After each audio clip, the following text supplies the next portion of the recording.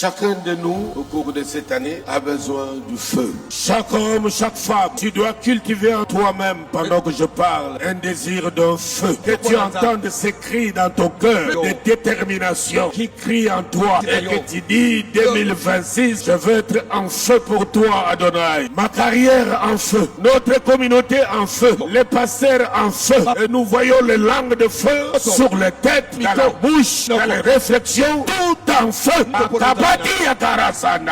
Que nous apprenions dans vos maisons de grandes batailles, de grandes victoires. Rien ne résiste au feu de vos rangs. C'est par le feu que les conquêtes réussiront. Que nous allons récupérer les portions de terre volées par l'ennemi. Beaucoup parmi nous, au-delà de la gloire supérieure, ont traversé des périodes difficiles. Le diable a failli t'agenouiller, mais tu es debout. C'est le moment de prendre ta revanche. Par le feu va t'engager dans des batailles de conquête et récupération jusqu'aux petites portions que l'ennemi t'a volées des années. Je ne parle pas d'abord de choses matérielles. Je parle de ta spiritualité, de ta dimension spirituelle. Aucun homme, aucune femme qui n'a pas de feu ne peut réciter de telles choses, des conquêtes et des reconquêtes, sans une réalité spirituelle se cachant derrière. C'est pas une année de faux espoirs de plus, où tu te donnes fausse bonne confiance que cette fois-ci ça va marcher. Ça n'a rien à voir avec ça. On a raté de t'agenouiller pour que tu te relèves et tu commences des campagnes de conquête et de reconquête.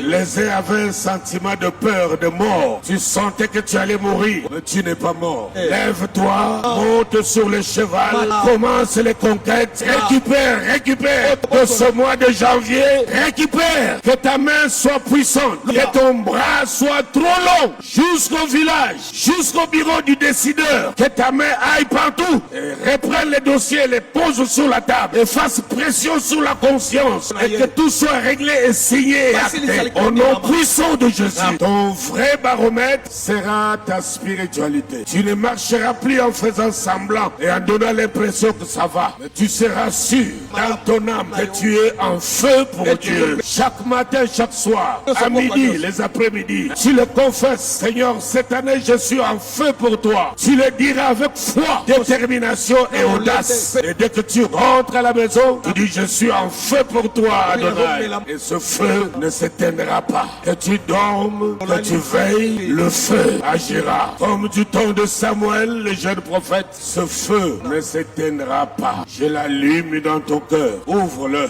Je souffle sur ton cœur. Et que ce feu soit rallumé et qu'il devienne une fournaise. Ceux qui entendent le mouvement de l'esprit, quelque chose vient de commencer maintenant. Cela aura de l'incidence sur vos carrières. Vous avez été victime de beaucoup d'injustices. Ça, c'est le mois de mes enfants. C'est l'année de mes enfants. Il a promis de me consoler, de voir mes enfants prospérer, émerger, élever. C'est notre année. En politique, en business, n'importe quel type de carrière et de métier. C'est le temps de mes enfants. Vous avez eu de chocs, de brisements de cœur et de saignements. C'est le moment de reconquête et de conquête. Ton année est arrivée où on va te convoiter, jalouser ton poste, mais ils seront incapables de faire quoi que ce soit. Ceci commence dans cette maison et va jusque dans les vôtres, car c'est de cette maison que la bénédiction est libérée. Tu verras de tes propres yeux ce que Dieu de ton Père a décidé d'opérer.